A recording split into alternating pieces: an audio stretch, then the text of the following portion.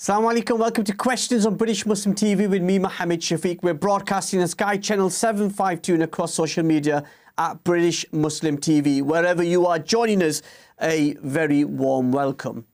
We want to hear from you tonight on the issues we are covering and the topics we are addressing on the programme. You can call us now on 01924 231083 or on the WhatsApp number which is on the screen now. Now let's give you the latest UK updates on the lockdown and the coronavirus pandemic. A total of 844,285 combined first and second doses were given on Saturday, up from 711,000 on Friday. This is historic in its nature, which the Prime Minister Boris Johnson has praised the NHS. More than 27.6 million people in the UK by the weekend, and today it's 28.6 million. Wow. Population have now received at least one dose of a vaccine. Sir Simon Stevens, who's the Chief Executive of the NHS England, has said in reaction to the record-breaking daily vaccine rate, in just one day we vaccinated the equivalent of the entire adult populations of Liverpool, Southampton and Oxford combined. And yours truly, me, Mohammed Shafiq, got his AstraZeneca vaccine on Monday. So the fact I'm here in front of you is proof that I'm not speaking a different language or have had a chip put in. But when you get the chance to take your vaccine, please do take it. Defence Secretary Ben Wallace has refused to rule out extension to the holiday ban after massive increase in positive rates across Europe, including in France, Italy and Germany. He went on to say, I think we will play it by ear. I'm not going to rule anything in or anything out. I think the first thing is we're not going to do anything that puts at risk this national effort to control this pandemic. And he says all the indications are in the right direction at the moment. Let's take it step by step. Now, in other news, police in Bristol have condemned thousands of protesters who gathered at the weekend to support the Kill the Bill protests in opposition to the police and crime bill going through Parliament. Campaigners have staged a string of protests against the bill, which they say would give the police more powers to deal with non-violent demonstrations. Protesters are saying it's an attack on freedom of protest, with the government saying it's about holding to account those that are restricting and impacting others. Now, Buckingham Palace is reviewing diversity policies across all royal households. The work is looking at improving diversity at Buckingham Palace, Clarence House and Kensington Palace. The palace has said there is sufficient policies on equality and against discrimination, but except they've not seen the progress they would like to see. And also the new US Defense Secretary Lloyd Austin arrived in Kabul at the weekend in an unannounced visit as talks with the Taliban reach a critical point when US forces were expected to leave on the 1st of May under previous President Donald Trump's agreement with the Taliban. Secretary Austin met with the Afghan President Ashraf Ghani and other leaders, where he called for a responsible end to the war, but would not say whether the Biden administration would keep the May the 1st deadline. Shortly, we head to Iowa in the United States to talk to Senator Sarah Trone Garriott about faith and public service. Senator Garriott took office in January and is already causing a stir to bring communities together. The Senator joins us live shortly. Then we head to London to talk to one of the UK's leading black human rights activists. Trade unionist and campaigner Zita Holbourne joins us to discuss how we eradicate racism and the International Day of the Elimination of Racism, which was last Sunday. And in the final part of the programme, we head to Walsall to hear from Kazeema Afzal, the sister of the Muslim NHS nurse Areema Nasreen, who died last year from the coronavirus. What impact has it had on the family and how is it following in her footsteps? It's a powerful story, so please don't miss it. So we want to hear from you tonight. You can call us on 01924 231083 or you can message us on British Muslim TV across social media. Send us a WhatsApp message. The number is on your screen. The questions we're considering tonight: how important is faith in public life? How can we eradicate racism? And finally, how can we pay tribute to the NHS staff who have died from this virus? That number again, 01924 231083 or messages on WhatsApp. The number is on your screen, as I keep telling you every week. So please share your thoughts. Now let's start with our first topic. Faith leaders are serving the public in their own special way, But what is it like for one of those leaders to stand for public office and then win? How much will faith play a role in them discharging their duties? Senator Sarah Trone Garriott was elected to the in the US elections in November and took a seat in January in the Iowa State Senate. She ran on a platform of being a voice for all, and she has kept that promise so far. The senator has been involved in interfaith work and was an associate pastor for the Faith Lutheran Church in Clive in Iowa, and as pastor of Martin Luther Evangelical Luther Church in Bergton in Virginia. Recently, the senator received hate mail because she read out a Muslim prayer in the Senate chamber, which was sent in by a constituent. I'm really pleased Senator Sarah Trone Garriott is joining us live on British Muslim TV from Des Moines in Iowa. Senator Garriott, a very warm welcome to the show, and it's a privilege to have you on my programme. Thank you so much, Mr. Shafiq. Let's get down to it. How was the election campaign under a pandemic for you? It was really challenging because I didn't feel safe going door to door, knocking on doors and talking to people. And so I did a lot of calling on the phone, a lot online, a lot of online meetings. And of course, I had been running for a long time. So at least I had those months before the pandemic started when I had been doing the work, and that helped a lot. Yeah. And the obvious question is, how would you want to, I mean, because you obviously as a faith leader serving the church and the public in a very public way, but then make the transition to want to stand in an election and then serve as a politician. What interests you in getting involved in politics? Well, if you speak to any religious leader, they'll tell you that being a religious leader is a very political position. And so I had some good experience navigating tricky conversations, difficult situations where emotions get very hot. And that was very helpful for me. But I saw that there were issues that the best way to address them was policy. And I had been working for a nonprofit food pantry network to assist people who were struggling to feed their families. And I could see that the state government had a lot of opportunities to make a big difference when it came to poverty. And so I really wanted to work on that and felt that I listened to my community. I was connected to a lot of different kinds of people, and that I felt that voice needed to come to the state legislature. Yeah, now not many people will all know about Iowa because it's the first caucus in the presidential elections, but generally speaking, it's turned Republican. Did you expect to win in your seat? I had a pretty good chance, and I thought I would win by a larger margin than I did. And the presidential election surprised all of us with the number of Republicans that turned out in our state. And so Iowa went red across the board for all of the elections. I was the only state senator to flip a seat from Republican to Democrat. Yeah, as I was saying in the introduction, you were you still a pastor, should I say, and Christian leader before standing for election. How important is your faith to you? It informs everything I do. And for me, being a person of faith means looking out for everyone who's not at the table, whose voice is not being heard, to make sure that I'm noticing the ones on the margins. And that includes people of the diverse faiths in Iowa. We actually have a lot of diversity here in Iowa, and I wanted to make sure those voices were heard at the Capitol. So even if I'm not the one being the diversity, I have an opportunity to bring that diversity into the Senate chamber to make sure that I'm sharing the words of my constituents and of the people in the community.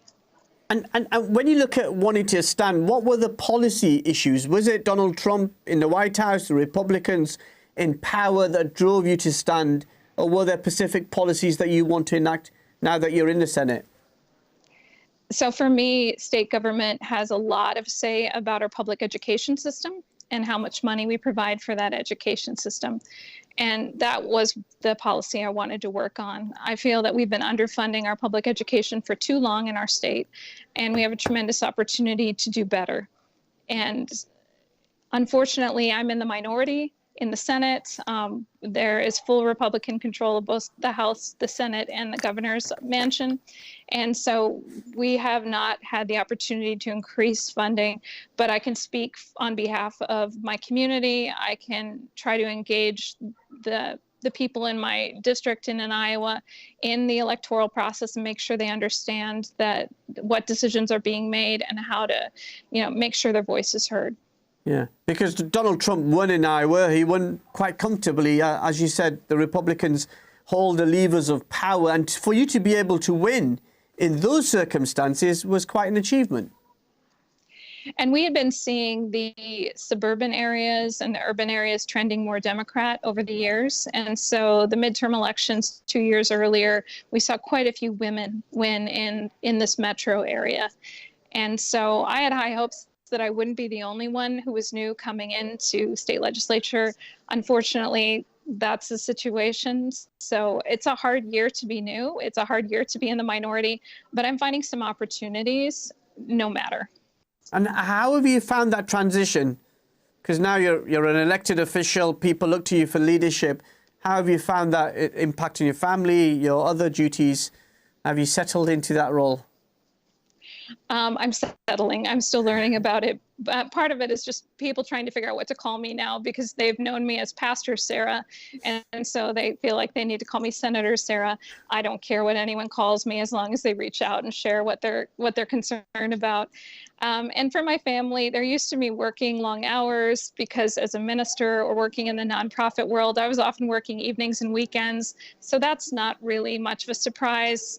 What is hard for my family is that I have more public scrutiny. I have more people reaching out to me, more people who know who I am. And that is a little tough for them, especially if I get negative messages and hate mail. That does trouble them.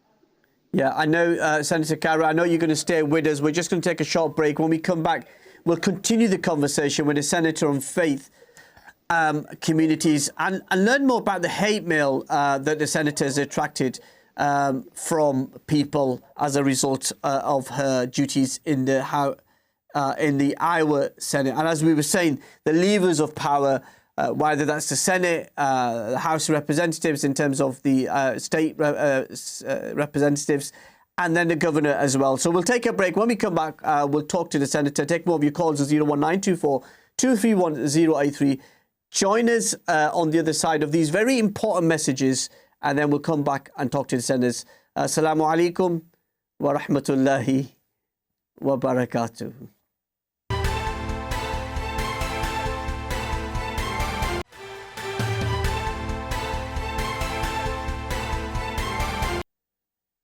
Assalamu alaikum, welcome back to Questions with me, Mohammed Shafiq, exclusively here on British Muslim TV. Wherever you are around the world, a very warm welcome. We're taking your calls now on 01924 231 083.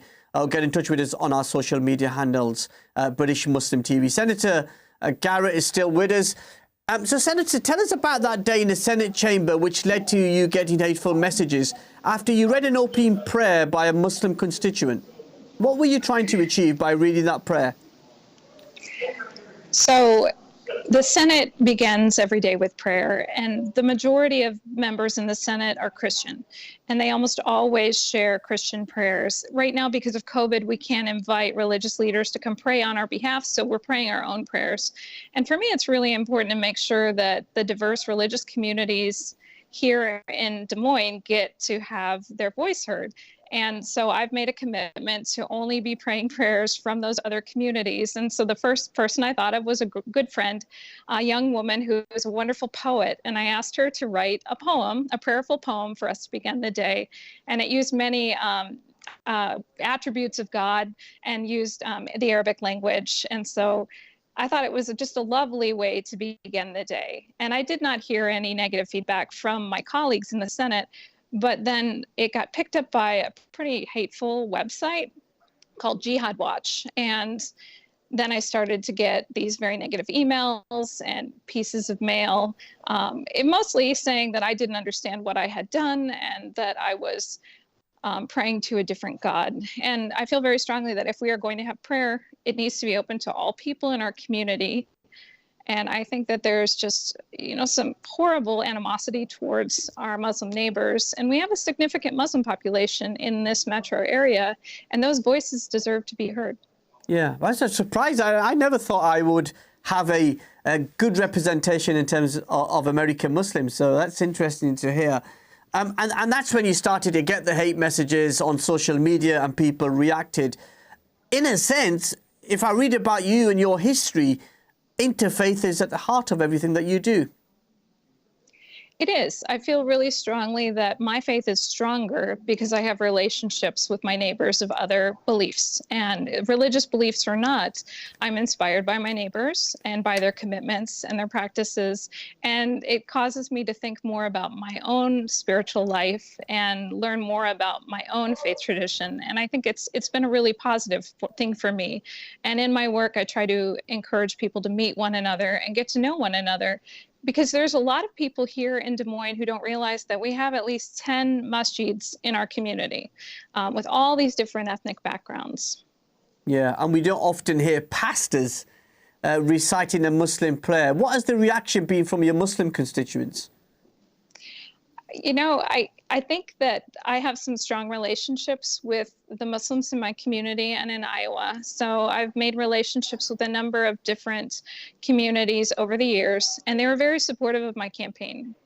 And the Muslims in my community, in my district, reached out and said, we want to help with your campaign because you care about us, you listen to us, and we know that you'll do a good job representing our community. So it's been very positive. And honestly, it's just really important for me to remember some of the negative attitudes that they encounter, and do everything I can to speak well of them and share about them and lift them up.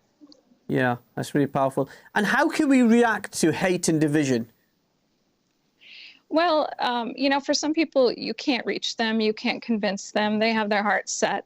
But for those folks who just have a lack awareness, I think it's a great opportunity to start a conversation.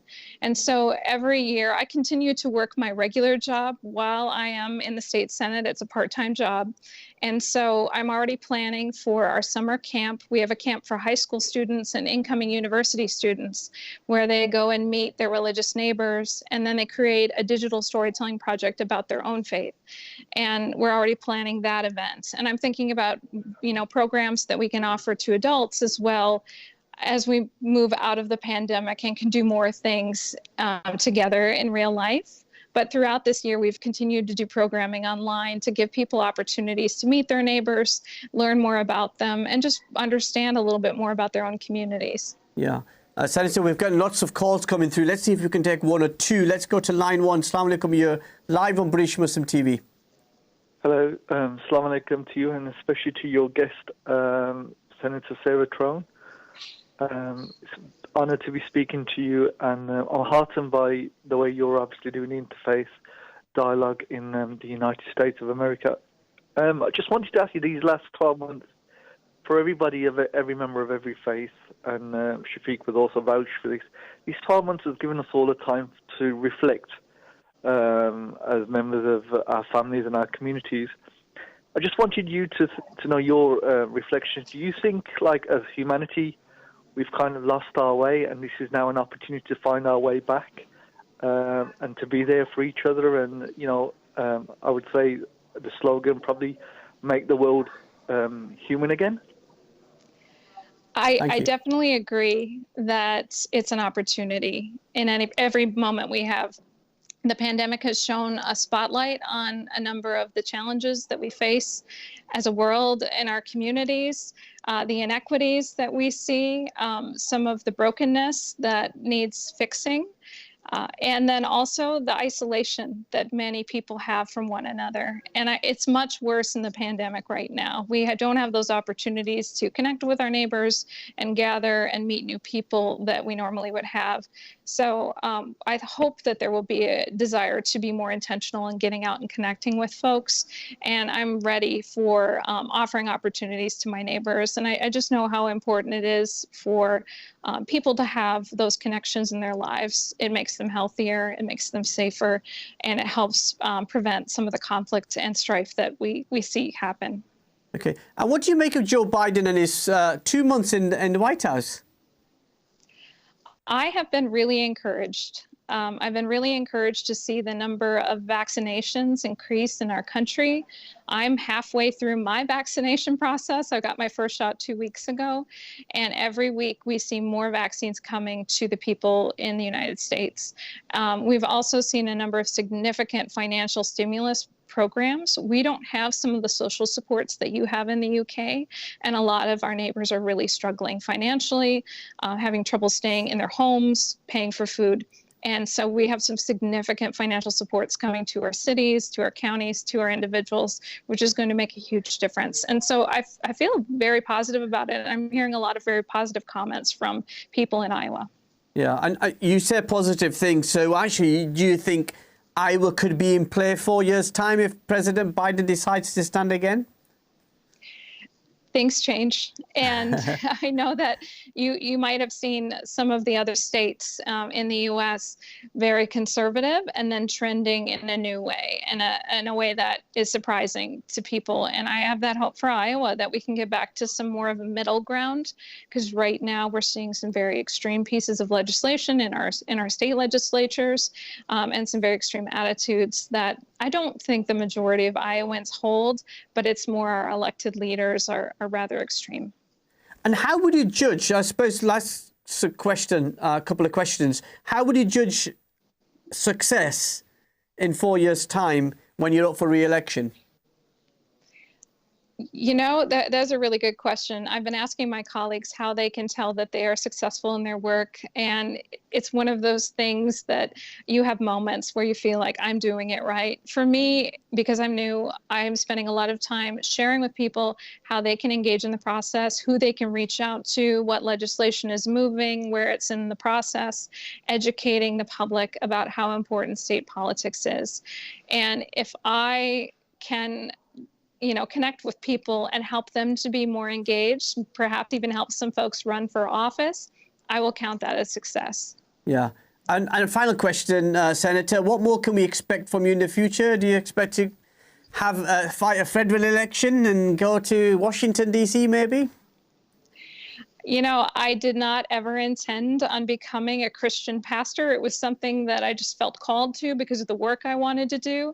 I had no intention of running for state government. Here I am. I don't know what the future will bring, but I'm open to the possibilities. For me, it's always about the work and where can I do the work that I feel will help my neighbors.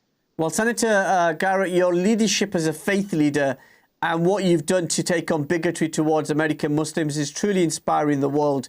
And if our elected officials took your approach over the last 4 years, we'd be able to break down those barriers to make an equal society. I want to wish you well and thank you so much for joining us tonight. Thank you so much. That was Senator Garriott joining us from Des Moines in Iowa in the United States. And when we come back after the break, we'll talk to one of the UK's leading black human rights activists about Black Lives Matter, the fight for racial justice, and really a conversation that this country here in the United Kingdom with our colonial past has at times struggled to have. There's a story, I don't know if people have seen it today in the newspaper or in the news websites, I'm just trying to get it on my screen, that the government has changed the rules. I didn't know this, that apparently Union flags, the Union flag, the flag of the United Kingdom, which we're so proud of, only gets flown on special days. And apparently the government who's been in power for the last 10 years, has suddenly discovered that we don't fly the flag every day.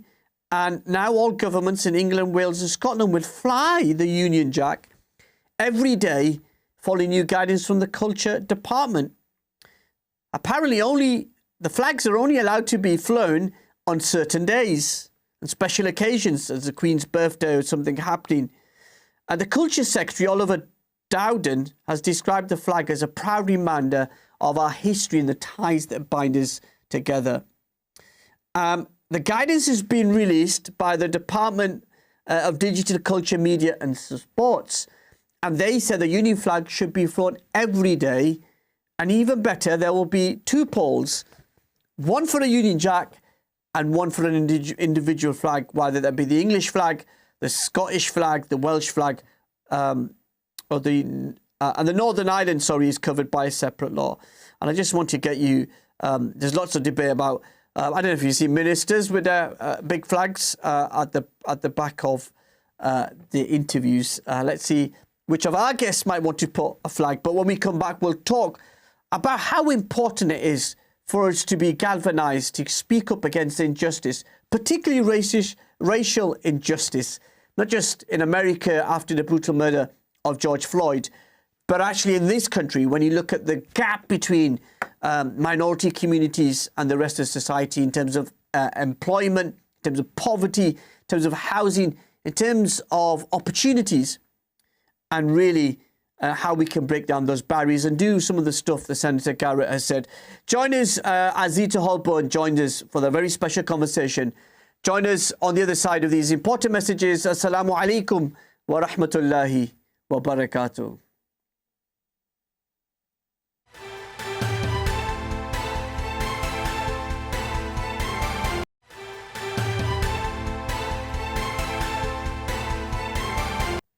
Assalamu alaikum, welcome back to Questions with me, Mohammed Shafiq, exclusively here on British Muslim TV. A very packed show. I hope you're enjoying it and thank you for your engagement and questions. We did have lots of call coming through for the Senator. Apologies, she was on a strict schedule and as we are, but obviously we needed to move on. My next guest is an award-winning human rights campaigner.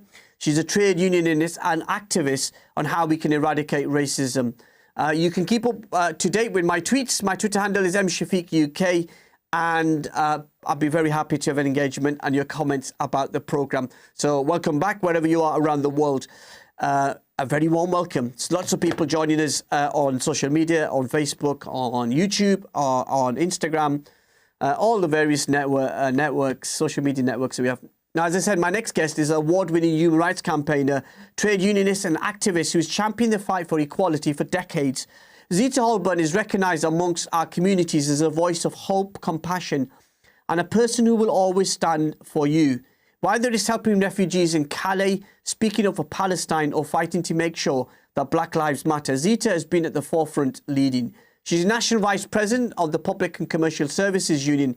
She's founder of the campaign group BARAC UK. She's the winner of the National Diversity Awards, Positive Role Model for Race 2012, and the Legacy Awards, Equality Champion Award. So you've probably gathered she is the real deal. I'm pleased to say Zita is joining us live from London. Zita, a very warm welcome to British Muslim TV. Great to have you back on.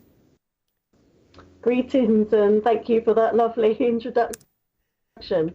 Yeah. How are you this evening? I'm good. You just realise how much you've done, Zita, until you have to listen back to some of the highlights and achievements of your hard work. We spoke just under a year ago, I don't know if you remember, as this dreadful pandemic started. How have you and your family coped during the last 12 months? Just trying to get through every day, keep busy, keep active, working hard still. You know, we may be in a sort of virtual world, but we're still working very hard. And as campaigners and activists, there's been a lot happening that we're responding to. Yeah, and last Sunday was the UN International Day of the Elimination of Racial Discrimination. Tell us about what it means to people around the world. So that day is a really important day. It came about because of the Sharpeville massacre in South Africa, when they were fired at peaceful demonstrators who were demonstrated against the passbook laws at the time. And so the UN set the 21st of March to remember those events. And I think it's really important that we do remember those events and that we remember the lives that were lost, but we also remember all the people that fought against apartheid, you know, and a lot of people died fighting against apartheid, and so we shouldn't lose the meaning of these days when we're marking them.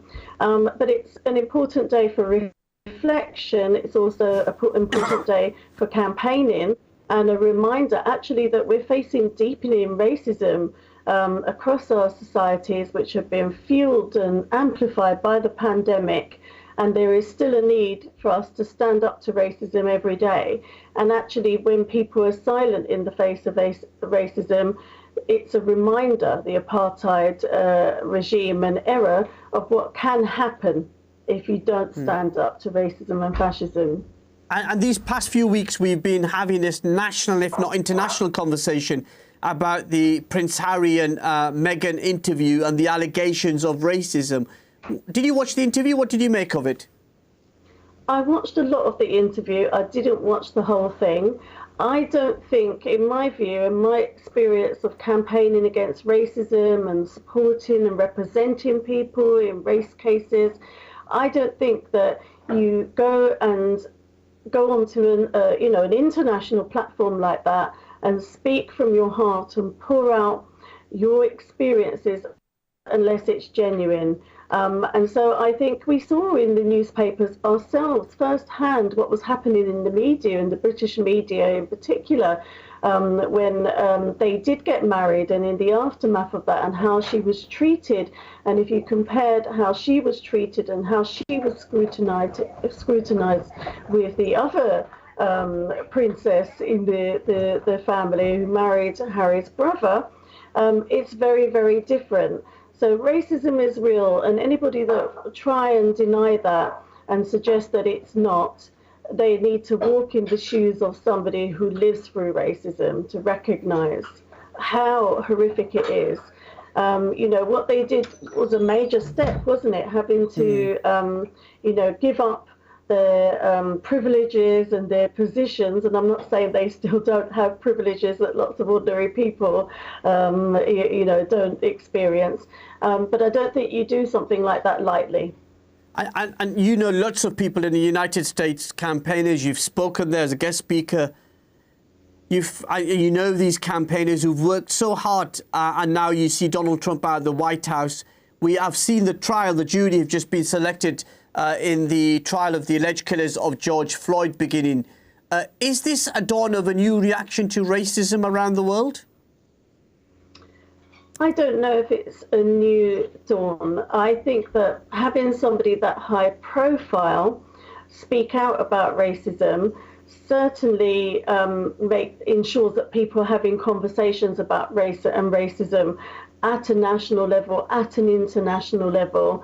And I think that's helpful, because if we don't speak truthfully and honestly about what's happening and how racism impacts on lives, then we're never going to move forward. But at the same time, what we see is racism is deepening every day. We're still impacted by the economic and social aspects of institutional and systemic racism.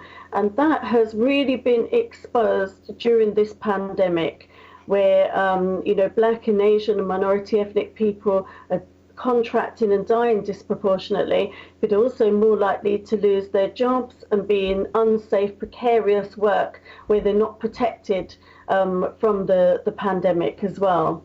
Yeah, and we're talking about the pandemic and the impact on Black communities, but what about the impact it's had on Black communities to stand up against racism without putting themselves and their families at risk? I know in your union, PCS, you took a position not to encourage people to join protests and do it virtually because you were concerned about the health and well-being of those people. Yes, it's a difficult one, isn't it? And yes, that is our position. That's the position of BARAC UK as well, not to go out to demonstrations physically during this period because of the fact that Black people are dying disproportionately. But we did see lots of Black people and white people take to the streets as part of the Black Lives Matter movement in those protests to speak out about racism and to speak out, of course, about what had happened to George Floyd, but about their lived experience of racism, about the legacies of colonialism and the enslavement of African people, and how those issues are impacting on them in terms of the everyday racism and systemic racism they face. And of course, having those massive, powerful mobilizations does send a strong message, does start up conversations, and we have to mobilize and organize to fight racism. We have to have strategy, but we have to have masses speaking out against it. And what it did is demonstrate that actually those who are against racism are the majority. The racists and fascists are the minority, but we need to see that reaction every time there's a racist incident, really. Yeah. And then, Zita, the sense I get is you don't just talk about things, you stand on the front line. Don't you ever get tired? Of course. We all get tired of fighting racism. It's draining, it's exhausting. But when we stand together and we work together in trade unions, in my organisation in BARAC UK, as somebody who's a multidisciplinary artist, I use creativity to respond to not just racism, but all sorts of human rights breaches and discrimination that people face in society. You know, we can use the tools, the talents, and the facilities we have at our hands to stand up to racism. And when we know that we're part of a collective and we're not doing it alone, and that actually, you know, the driving force is that we want to make a difference. We want to see generation upon generation having to dedicate their time and energies into fighting racism. We want people to be able to live their lives. That's what keeps me going, really. There's a question, lots of questions coming through on social media, so we're trying to get some of through some of these. But if you want to ask a question or comment about Zita, you can get in touch with us now on 01924 231 083. Zita, the question is, do you think there is more racial discrimination and inequality in the United Kingdom compared to other countries around the world? I think that across Europe, you know, there are similar levels of racism. There may be even worse racism in some other European countries. There certainly is racism in America, but we've seen it in Brazil as well. There's still the legacies of apartheid in South Africa impacting on Black African people to this day. The legacies of colonialism impact on many people around the world, on the Asian continent and the African continent. So, you know, racism takes different forms and impacts on people's lives in different ways globally. Yeah. And there was just one more. I just wanted to get it. Let's see. In a sense, when you talk about racism, compare it, the struggle here in the UK. You've been to the United States. You know people on the front line campaigning there. Where would you see more progress is being made, here or in the United States? I don't think there's more progress in one or the other. I think that we're facing really similar things. Interestingly, I was on like a Zoom call with an organisation in the USA doing some similar work to BARAC and our sister organisation, BAME Lawyers for Justice. And when we were I was describing the Windrush scandal, the situation for people who are refugees and displaced, they were saying, what you're describing sounds exactly like the USA. It's the same things we're facing. It may be different groups of people that are facing it, but it's the same issues. So racism is a global issue, and I think that's why we need to fight it on a global level, collectively. And you're that global campaigner fighting it on a global level.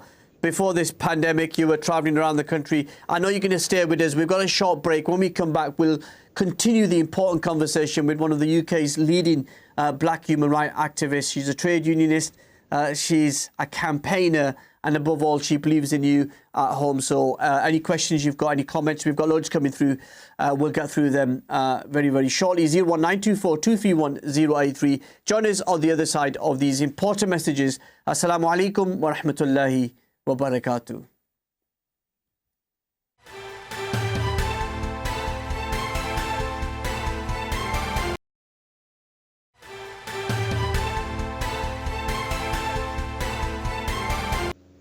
Assalamu alaikum, welcome back to Questions with me, Mohammed Shafiq. My special guest is Zita Holbourne. Zita, just before the break, we have loads of comments. I just wanted to read you a couple. Shahid Latif says, Zita, we've all been watching you for many years with everything that you've done and stood for in the face of racism is absolutely inspiring.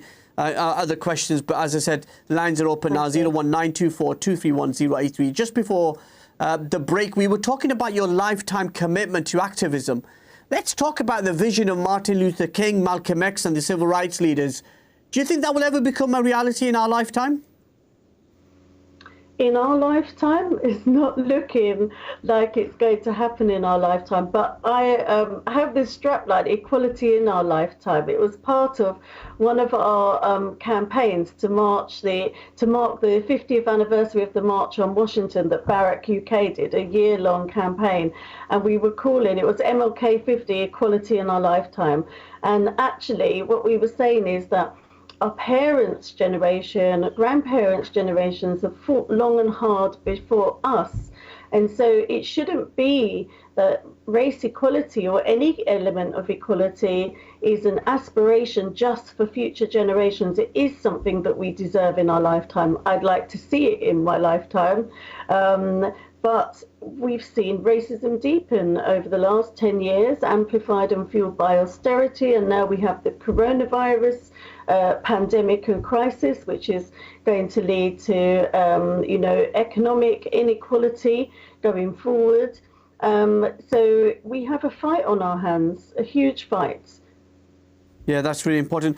I just want to move on now to the coronavirus. What impact is the pandemic having on black communities? Well, they're disproportionately impacted on every level. So contracting and dying disproportionately, up to 3 times more likely to contract and die. And then when you look at the job market, more likely to be in low-paid, precarious work with employers that don't care about their rights and are not affording them the same rights as some other workers.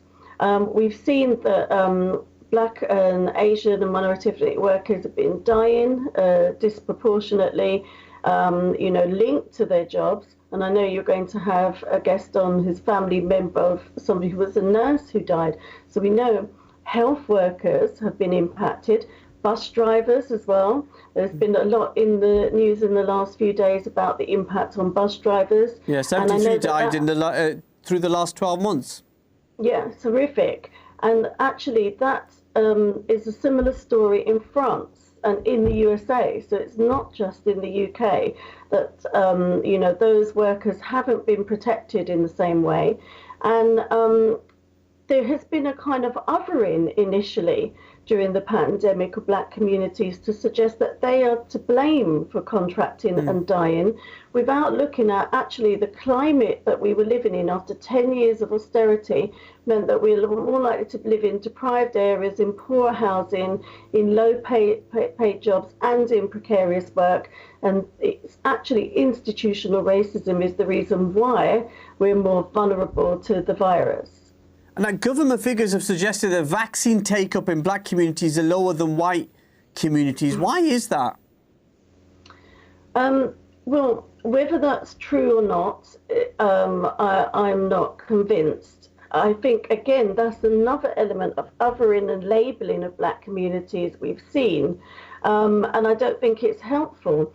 But the reason why some people, be they black people, minority ethnic people, or white people, are worried about the vaccine, but particularly for black people, it's because of historical testing on black people during colonialism to test out medicines and vaccines. So people are worried and are scared. And again, that's because of institutional racism that people have those concerns. But I've also seen something that said people who are supporters of far-right groups are less likely to take up the vaccine. We've seen these anti-vaccine protests, which are led by supporters of Trump, for example, who are trying to convert people to be Trump supporters through being anti-vaccine, anti-vaccine. Even though President Trump, there's no targeting of those people. Yeah, even though this debate. Even though, sorry to interrupt you, but even though the former President Donald Trump and his wife Melania actually took the vaccine in January. In September at the TUC Congress in Brighton, you talked about racism in the arts and culture sector, and you're active in that field as well. How must it be addressed? What's going on in that sector? So I'm also, as well as my role in PCS, the Joint National Chair of the Artists Union England, and we've been fighting really hard for our members from the start of the pandemic. Our members work as socially engaged artists in the community, working with vulnerable people, refugees, in education, and they saw their work literally cancelled overnight at the start of the pandemic with no work for the foreseeable future. They largely fell between the gaps when it came to government measures for the pandemic to support people through it, because they're part self-employed and often part working for an employer. And they have been hit really, really hard because, of course, the culture and entertainment sector has been hit really hard. So there's a knock-on impact on artists. But we've also seen data that tells us that 40% of Black women working in arts and entertainment have lost their jobs. There's been a reduction by 44%, rather, of Black women working in arts and entertainment. So that's another element that's really been hit hard. And there was already institutional racism in that sector. And so, again, the pandemic has amplified that. And how would you talked about systematic racism, institutional racism, as defined by the Macpherson inquiry. How would you start to eradicate and bring down those barriers to tackle the structural racism? Well, I think one of the problems you mentioned in Macpherson, we had the Stephen Lawrence inquiry, the Macpherson recommendations. Those recommendations have never been implemented. But what we've seen is the government have produced report upon report into investigating racism. We've had the Home Office lessons learned. We've had the Lammy review, the McGregor report. There's been about 10 of them. The Joint Committee in Parliament on Human Rights has also said that, all of these reports and investigations into racism, so many recommendations, none of them have been implemented. It's essential that all of them are implemented. We don't need report and investigation to tell us what we already know, that racism exists. What we need is action to eradicate that racism. So a starting point, a good starting point would be to implement all the recommendations from a decade or even more of reports that have been produced by the government and also the Equality and Human Rights Commission. Yeah, I more than anyone would know fighting racism can be a crazy place. How have you dealt with the hate mail and threats, Zita? Because you often get lots of that because you're so public. Well, it's important to be safe online, to have safety, to continue to speak out about discrimination, because partly why that's done is to try and silence us. But what's really crucial is that when anything like that happens to one of us, that we all gather together and support each other, and that we challenge it. We use the legal routes to challenge it. If it's online, we hold the social media organisations to account, because they have to ensure that the environments that they have set up are safe for everybody to participate in, and that there's a zero tolerance of fascism and racism on them, and misogyny and misogynoir. Well, final question, Zita. What's in the next chapter in the Zita Holbourne story? Well, I'm continuing to do what I do, campaigning, standing up for equality, standing up for trade unions. Artists Union England is quite a young union, so we're trying to build that union and grow it and develop it and, gather more people to get involved in it. I'm very much involved in my work as an artist, as a visual artist. I have work in exhibitions, at about 5 exhibitions at the moment. I've just curated an art exhibition, the Roots Culture Identity Art Exhibition, which is showing virtually online, hosted by the TUC Race Relations Committee, featuring international artists. I have art in an exhibition in America, another one coming up in Paris. I write poetry. I'm writing a new book, or very slowly writing a new book. But that's one thing I do need to pin down and focus on in a bit more detail. So I'm using creativity actually to challenge discrimination and to fight for human rights.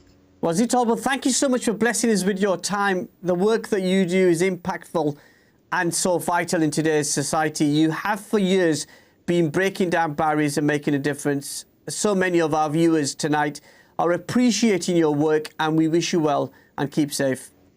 Thank you so much for your kind words, and thank you for having me on the show. And thank you so much to your listeners for their kind comments too. Yeah. Have a good evening. Thank you so much, Zita. That was Zita Holbourne, human rights campaigner, activist, trade unionist and leader, joining us there from London.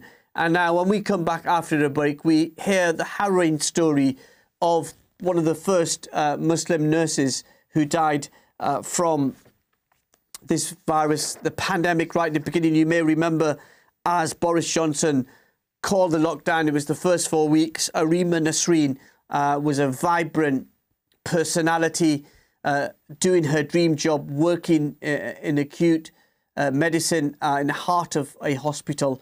And she contracted COVID-19 and she sadly died. Her sister is going to be joining us very shortly after the break. In about a couple of minutes, Sophie, after the break, we'll talk to her. Kazeema Afzal joins us to share her memories of her sister, the impact it's had on her family, and what we can do to make sure that Areema's story is never forgotten. Her sacrifice, her duty, and the sacrifice of people in the NHS. We may clap for them, we may shine a light for them, we may want to show our appreciation for them if they come to our businesses and give them preferential treatment. But what's the way in which we can pay lasting tribute and make sure that those that died are able to be remembered? Time for a break. When we come back, we head to Walsall and talk to the sister of Areema Nasreen, as I said. Join us, who died in the front line of the NHS inside the pandemic. Kazeema Afzal joins us live very shortly. Join us on the side of this. Assalamu alaikum wa rahmatullahi wa barakatuh.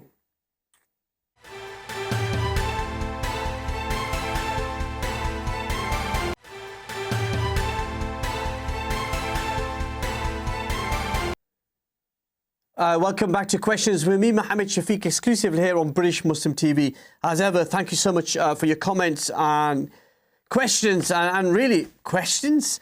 Share your thoughts. Let's open the line 01924 231 083. Please just pick up the phone, share your thoughts, how you're coping in the pandemic. What do you make of the route map that the government has set out? We'll be talking very shortly to the sister of Areema Nasreen. Kazeema Afzal will join us very, very shortly. Will be very, very shortly. But the other big story that's going on in the news today, as you know, the Oxford AstraZeneca vaccine, which is the one I had on Monday, is coming. Lots of it coming from India. But India has, the Indian government of Narendra Modi has temporarily halted exports out of India because of the rise of cases across India. The government has said that cases meant for domestic demand is expected to pick up in the coming weeks, so the doses are needed for Indians' own rollout. And the government says it's a temporary measure, that will be a temporary squeeze, and it will affect supplies until the end of April, which is about 5 weeks.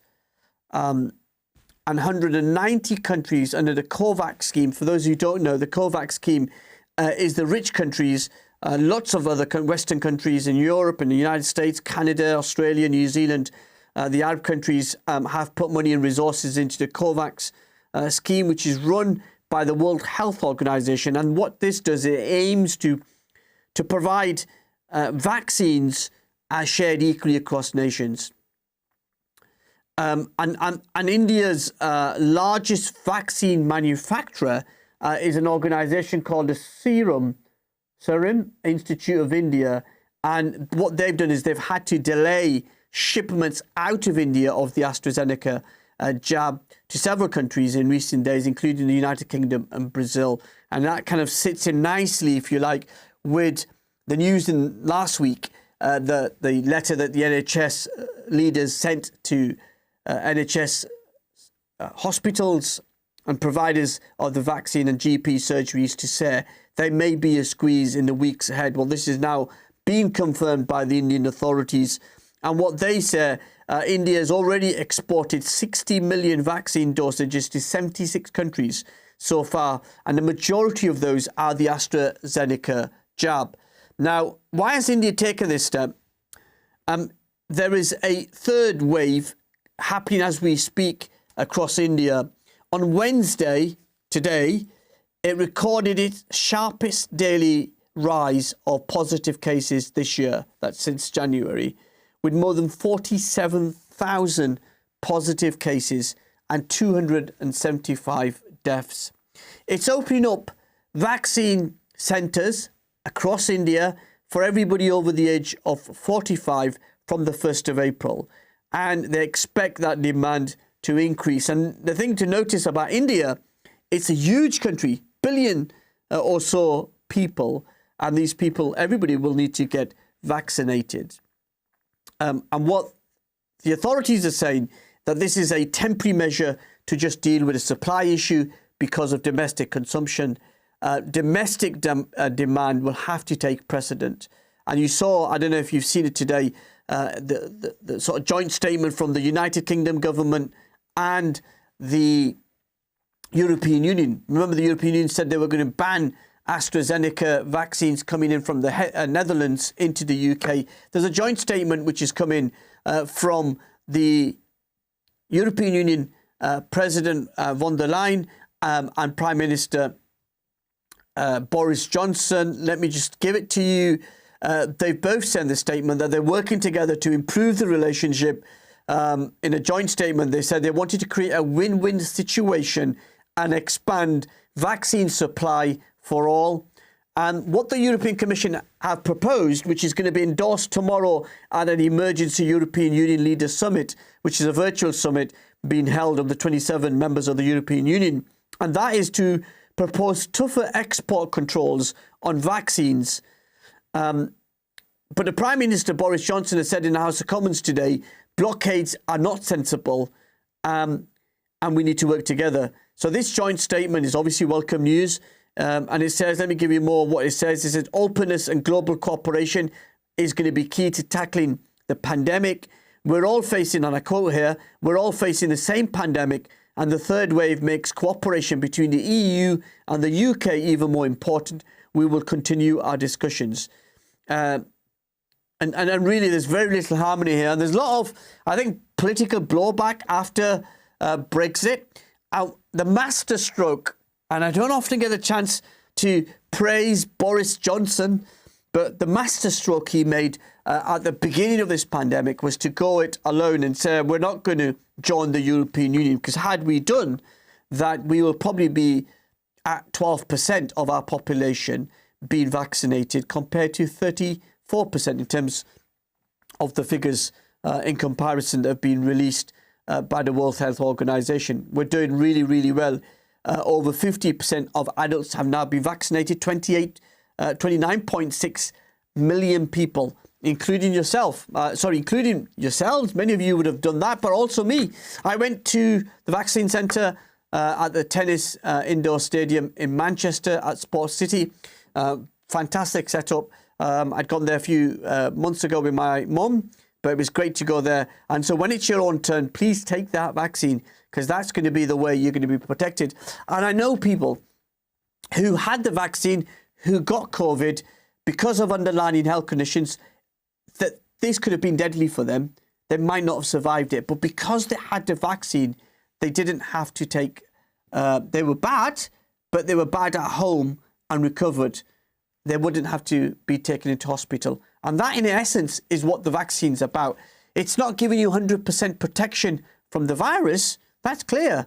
But it makes sure that if you were to fall ill, some of the consequences of getting COVID-19 would put us in a position where it would stop you from being deeply ill. And so we're still trying to connect with our special guest, Kazeema Afzal.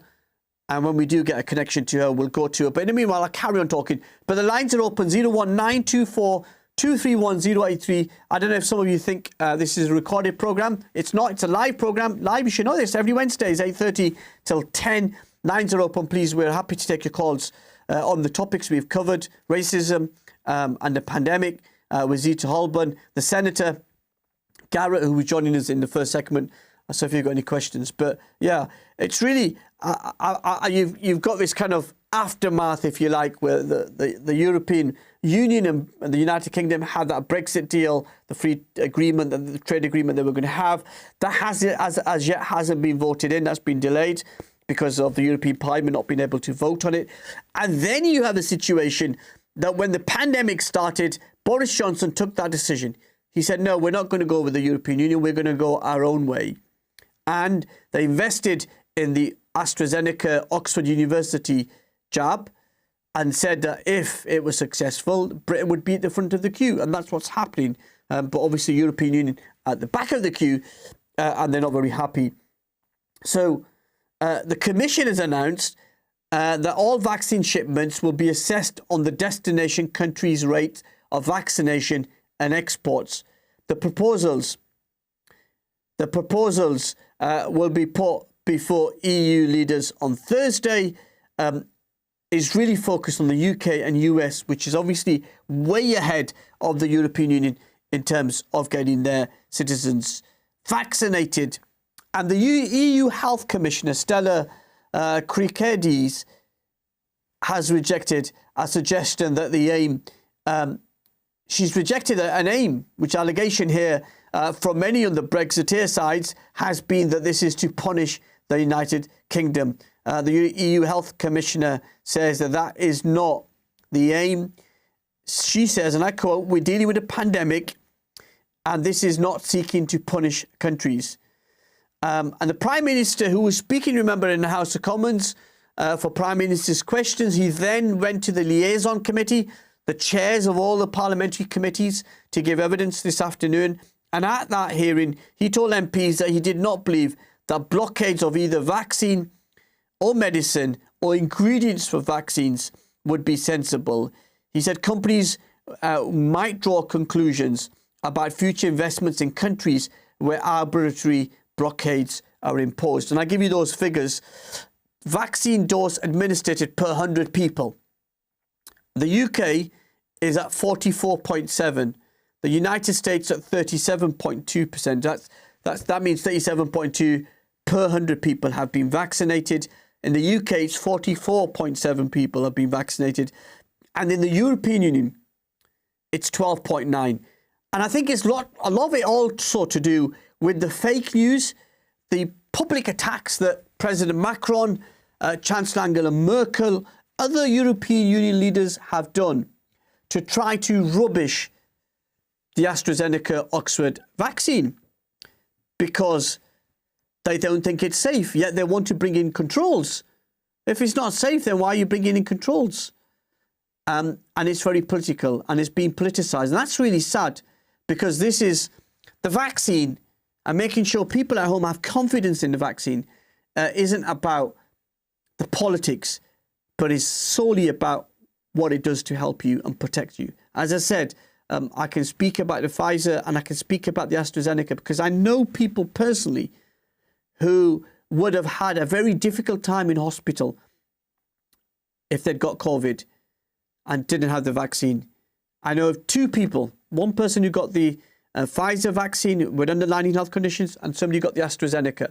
And in both cases, they didn't need to go to hospital. Yes, they were bad, they struggled, they had a really bad time, temperature, cough, loss of smell and taste, but actually they got through it. They're on the other side, they're on the road to recovery. And that's why the vaccine is so important. And I really hope that when it's your turn, when you get that call from your GP or you get a letter from the NHS, that you pick up that phone, you book your appointment, you go along, you take the vaccine. And yes, there are some side effects. So I was really excited to get it on Monday. Had a slight sore arm, still have a bit of a sore arm. And I thought I'd not had any of those symptoms. And then last night I had the shivers, a temperature. I was really, really hot. But alhamdulillah, today I'm really, really good. And so hopefully it'll take us through. We're still trying to connect with Kazeema Afzal. Hopefully we'll sort that by the connection issues on her side. Hopefully we'll get that sorted. So apologies for those who wanted to join us to have that discussion. We'll take a break. We'll come back and hopefully what we'll do we'll talk to our guests, but also we take some of your calls. 01924 231 083. Join us on the other side of these very important messages.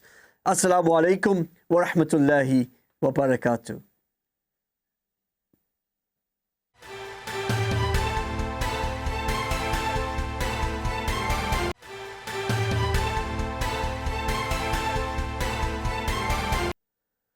Welcome back to Questions with me, Mohammed Shafiq, exclusively here on British Muslim TV in the final segment. When the coronavirus pandemic hit the UK over a year ago, the staff in the NHS didn't think twice about what to do.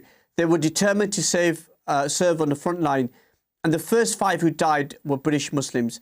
Areema Nasreen was in her dream job. She had worked hard to qualify as a nurse as well as being a wife, a mother.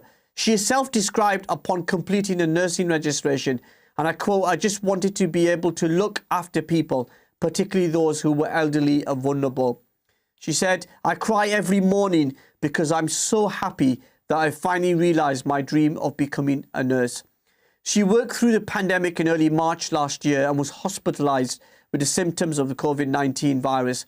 Despite the best attempts of her colleagues, she died peacefully in the early hours of the 3rd of April. She left behind a husband, 3 children, family, friends and work colleagues. Her sister is Kazeema Afzal, and she's taken the first steps in following her footsteps by studying to be a nurse and is working in the very same ward as her late sister. A scholarship has been launched in Areema's memory. I'm pleased to say Kazeema Afzal is joining us live from Walsall. Kazeema, a very warm welcome to the programme. Thank you so much for joining us. Thank you for having me. At the top of the programme, once again, our sincere condolences. How has the last year been for you? Like a horror movie. Yeah, it was like we're just going into this scary movie and we don't know where to go. If we feel upset, we don't know where to run. We don't know who to talk to. We don't know who to approach. So we just took it as like we're in this scary moment, but we don't know what's the way out. So a year has, I wouldn't say it's gone, any day's gone better. We're all still struggling to come to terms to how should we come to terms to what happened. We don't want to say Areema's gone. That's the word that we don't want to use. I think when we do use it, that's what terrified us because we were happy with the lockdown, because when the lockdown went lifted a bit, you know how happy so many people want to come and pay their respects. We didn't want to hear it, so I used to just hide. I did not want to hear, "Oh, I'm sorry for your sister's loss." Tell us, yeah, sorry. Tell us what Areema was really like. Areema had so many personalities. Areema at home, she was so funny. There was not a such thing sad in our lives when Areema was around us. She was an amazing mom to 3 kids. She was the amazing daughter.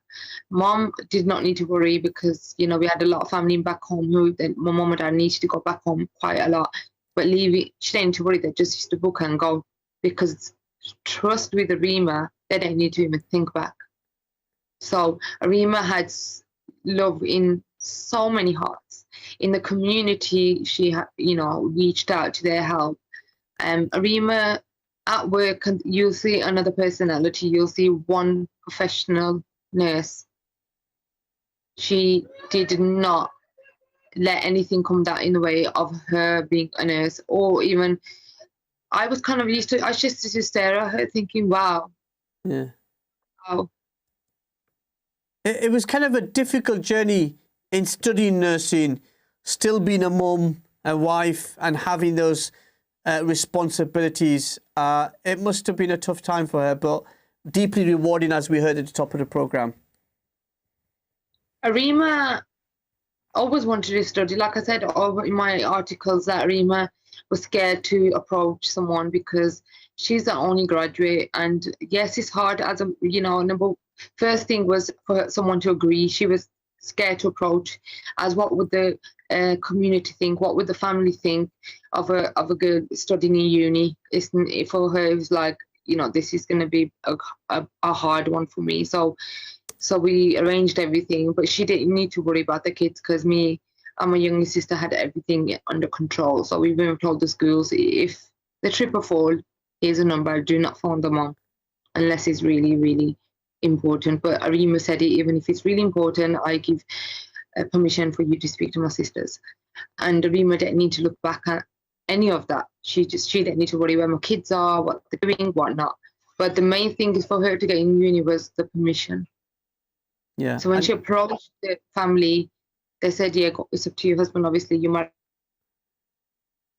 Yeah, sorry. Now you don't ask your husband. And then he said, yeah, and then she didn't look back, she was right. Yeah. How are the children, and how is Areema's husband coping? Areema's children are, when Areema passed away, the day that she passed away, we come home and I said the kids are asleep. I don't want to wake them up because I cannot break something to them. Because Areema died 12 o'clock. It was bang on, and it was a Friday. So it was early hours in the morning still. Kids were asleep. I did go upstairs and they were all asleep. I didn't wake them up. So me and my sister just, stayed together, cried ourselves. We couldn't believe it. Switched my phone off.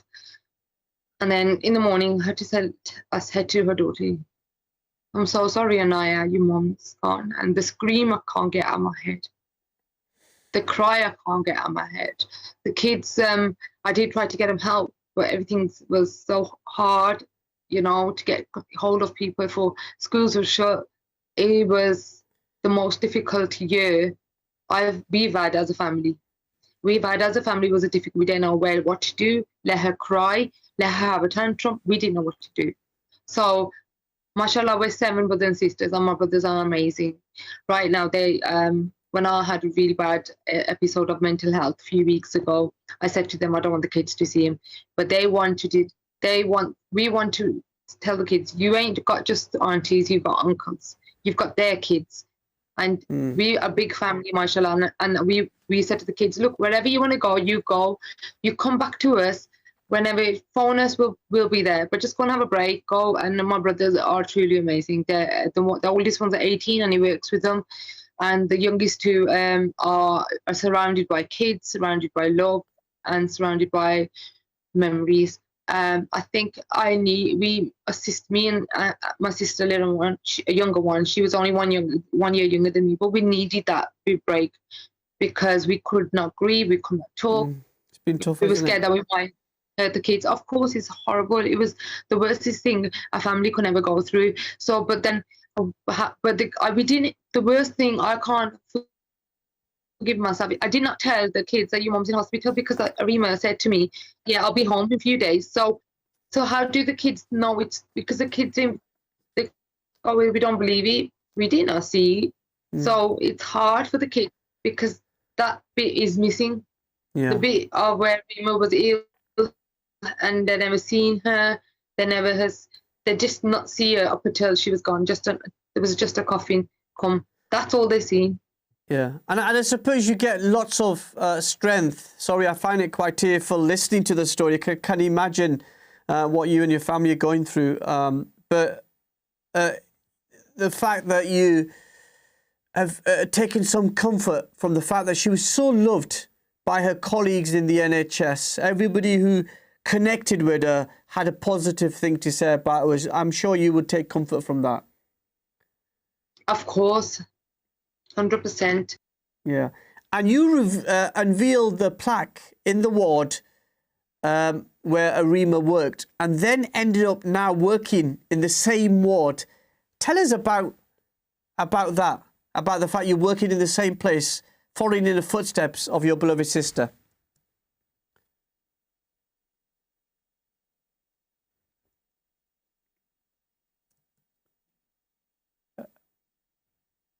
Can you hear me, Kazeema?